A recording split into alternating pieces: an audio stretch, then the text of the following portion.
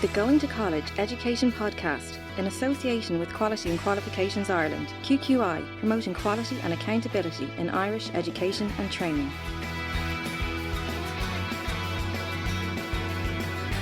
Hello and welcome to the Going to College series with me, Donnchadh O'Mahony, and brought to you in association with QQI. This two-part series will help you to prepare for a busy few weeks ahead as you weigh up your college choices and get ready for an exciting life at college. For this episode, the CEO Round 1 offers are out, and I'll be finding out what courses are up, what ones are down, and what your options are if you didn't get what you were hoping for. And joining me with their expert advice and information is Aoife McArdle, Guidance Counsellor at the Institute of Education, and Padraig Walsh, the CEO of QQI. You're all very welcome to the show. Thanks very much. Lovely to be here. So, Aoife, I'm going to start over with you. Yesterday, we saw some trends coming out with CAO points. Was there anything that caught your eye, anything up, anything down? What way did it work out? I suppose the first thing that struck me, Donnchadh, as you know, the Institute, we have a lot of very heavy hitters in terms of points. So we have a lot of students on that 625 mark. And last year, it was very distressing to see so many courses at 625 with random selection. And I suppose we were expecting that again this year, and we were just delighted that there were slightly fewer of them. So we had fewer students really upset that they'd gotten 625. They literally could do no more, and they didn't get their course. So that was a relief to me. You know, economics and finance, which had been sort of the first course to hit 625 a few years ago, everybody on 625 got that this year, whereas last year it had been random selection. So that was kind of the first thing that struck me. I don't know, did you feel that as well? Yeah, so I was actually reading the Irish Independent yesterday, and I saw that the random selection in 2021 was 75 courses, and this year was 47. So as you were saying, Aoife, down significantly for random selection. And I suppose that's a CEO applicant's worst nightmare is, am I going to get a course based off just a random lottery, or am I going to earn my place onto the course? And if you said, as you said, economics and finance in UCD and global business in DCU were both at 625 points, but thankfully random selection wasn't used, but was used for dentistry in both Trinity and Cork, and for MSIS in Trinity College, which is tough for students who got the maximum points. So to be a dentist now in Ireland, for the last couple of years, you've had to get 625, and even at 625, it's not enough. So that's a hard pill to swallow, you know. So we're seeing a lot of interest now in Irish students applying to UCAS and applying abroad to study dentistry, because literally they get the 625 here, they can do no more, and they still can't guarantee a place. MSIS is a great course. It's a really interesting course, but it's a small class. But I guess for students who are interested in MSIS, they can look at other courses that might have similar components. So, you know, there's the elements of finance there, of engineering, of problem solving, computer science in MSIS. So they can go into another course in one of those areas. So all is not lost, I suppose. And Padraig, from a QQI perspective, we saw some courses going down in points significantly. We saw general nursing and we saw primary school teaching made a big dip this year.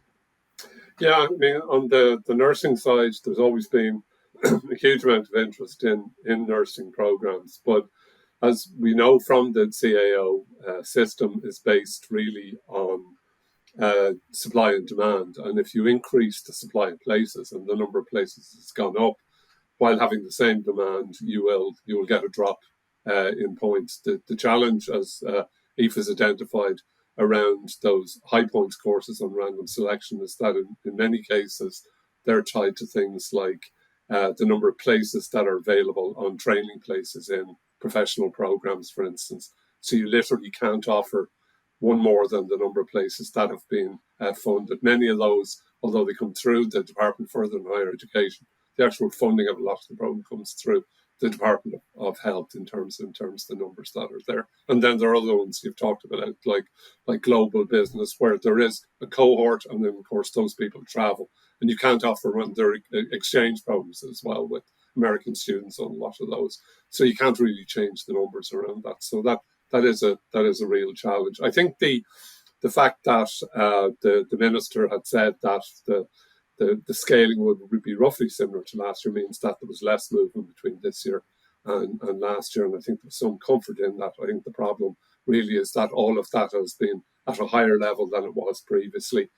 And that is going to be very difficult now, because it means we have a whole series of years where you're not able to compare them like with like. And that how that moves forward for the next couple of years, I think, is going to be a real challenge.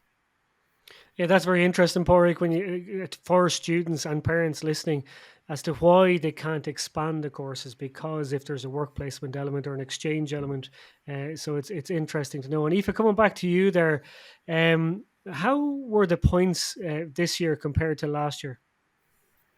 Again, Donnchadh, very, very high.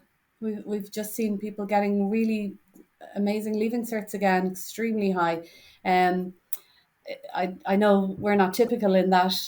We'd always have very, very high achieving students, but yeah, really high. And, for example, we had 77% of our students in French get a H1. I mean, that's incredible. So, yeah, really high points, Donnchadh. On points day, really happy. And yesterday, mostly happy again. So it's been a good year for us. I feel like a lot more satisfaction than in the previous 2 years. Yeah, I think points are much similar to last year. There was no massive big increase anywhere or a decrease really. So I think most students, because of the amendments made in the Leaving Cert, were happy enough with their points and really then their course as well. So there was no big surprises or shocks. So with CAO then, Aoife, what do students do now? So I always say, Donnchadh, accept an offer, because you should treat every offer as if it's your last. And there's always a little bit of confusion around this. Sometimes they say, I might refuse it and hope for the best in a second round. And there is absolutely no merit to doing that, as you know. So we'd always say, treat every offer as if it's your last. You might get an offer in a second round or a subsequent round, but there's no guarantees. 98% of college places are filled in round one. So if you get an offer, you should take it. I guess the options follow then. If you didn't get an offer that you're happy with, then you start looking at the other options.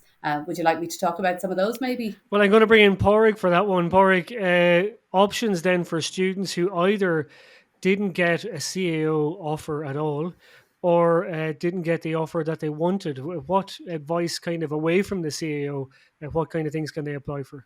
Well, in our own Minister Harris, has been at pains to point out that there are lots of routes for school leavers other than higher education, and that there are routes to higher education other than through the Leaving Certificate, particularly around further education programmes and a much greater range of apprenticeship programmes that are available. So Level 8 qualifications aren't the only game in town. There are other further education qualifications on the national framework that can provide a bridge to higher education. People can go off and study Level 5 QQI award in a post-leaving cert in a further education college. And in many cases, those programmes can lead to higher education directly through the Round Zero quota system that's available. In many of those cases, students find that the assessment system that's used in the further ed system, where you will do more kind of group projects or presentation type work, is probably more suited to the type of experience that you'll have in higher education, where it all won't be terminal exams, which is still what the Leaving Cert is largely about. And in many ways, it's a good preparation, and the persistence for them is good in college. There are people then who find as well, who go through that you can go on and do a Level 6 award and enter the labour market. You can always come back and go into higher education. Many higher education institutions have moved or are moving to make it easier to transfer as well to higher education, further education qualifications. So they removed some of the barriers that were there about having to come with a specific course. And as I said, many courses have quotas reserved for QQI FET award holders. And I know the Minister is interested in increasing the number of those over the years that are ahead. And in 2022, about 5,000 candidates with FET awards applied to the CAO with QQI Level 5 awards. And they're in areas that are suitable for higher education, like nursing studies, business studies, applied social studies, community health services. They're the most popular ones that are there. And on the apprenticeship side, that's becoming increasingly attractive for school leavers. And they're not just available in the craft areas such as electrician or plumber or carpenter, but they're now QQI award apprenticeships in areas like auctioneering and property services, counting technicians, cybersecurity analysis, arboriculture, sales. And just this year alone, we validated 2 new programs in wind turbine maintenance technician, obviously with the green economy and all the issues we have about the challenges of imported oil and gas, and also in bar management. And many of those new apprenticeships, it's important to say, are at degree level. So the bar manager apprenticeship is at level 7, ordinary bachelor degree, and other awards in there, like the insurance practitionership, are at honours level degree, honours bachelor degree, level 8 awards. So that allows people, if they want afterwards, to do master's degrees, etc. And there's obviously as well the opportunity to earn as you learn. So there are lots of choices out there. It isn't the end of the world if you don't get what you want, didn't get what you wanted yesterday. Yeah, and it's important to note, as you pointed out, Padraig, that, you know, level 8s, you can get them doing apprenticeship. It's not just going to university or college. I know the insurance one you mentioned is a level 8. There's a recruitment one, level 8, and students should have a little look at apprenticeship.ie if you're interested in studying an apprenticeship. We'll give you all the information that you need there. Aoife, I'm going to come back to you because I got a huge amount of questions the last few days about the appeals process and the CAO. How exactly does that work? So students would have had to apply to view their scripts on the portal. So on Saturday, tomorrow, they will have access to have a look at their script. So I guess they should go through their scripts very carefully with the marking scheme, making note of any discrepancies that they think have been made in the marking, checking all the maths and checking all the additions that the correctors have made, and making note of that, so that if they decide to appeal, that they can fill in as much information as possible in their appeals process. So then they can request to appeal, and they might go up, but there's also the chance that they can go down, Donnchadh. So I always advise just viewing the script and going through it carefully with the marking scheme before deciding to appeal. And I suppose it's worth noting that the post-mark adjustment that has come out this year, if you do go up in a grade, that post-mark adjustment will be readjusted as well. So you do have to be careful, I suppose, if you're looking for an appeal. But and again, I was talking to a student last night. You don't actually have to have viewed your scripts if you want to make an appeal, and you can make an appeal onto the candidate self-service portal as well through the AP1 form on that. And again, Aoife, we've no date of when those appeal results are out. Sadly not. So there's no guarantee that if they were to go up, that they'd get a place in time for this year, but they do endeavour to do that. So I guess it's just hoping for the best with that, but we don't have any definitive dates on that, no. And Padraig, can students apply for new courses that are not originally on their CAO, or if they never applied for the CAO at all? I mean, there are programs that are available, there are courses that are made available afterwards that people can apply for through the CAO system. Aoife would probably know how that kind of Irish version of clearing works better than I would. Yeah. So the available places on CAO. So even if a student never filled out a CAO application to begin with, it's not too late. They could still apply for a course on the available places. So there are places that are still available on courses that haven't been filled. Yeah, it's a pretty interesting list. I was looking at it today. So it opened Friday at 12 noon, and there's lots and lots of different courses, from engineering to arts, humanities, sports science, I've even seen on it. And you just go into your CAO, you put the course you want on available places, highest up on your list where you want it, and then you could be made an offer in the second round for that available place. And if you see points on the CAO website for those available places, they mightn't necessarily mean you won't get in if you don't have those points. As long as you meet all the minimum entry requirements, absolutely have a go and apply for it. And again, if you never applied for the CAO at all, you can still apply for these available places at a cost of €45 and open up account. What about courses abroad, Aoife? So there are a few courses abroad still. So unicast.ie is a great database of those. Medical Poland still have some places for medicine as well in a couple of universities. So all is not lost if students were disappointed in the CAO. There are still some opportunities abroad.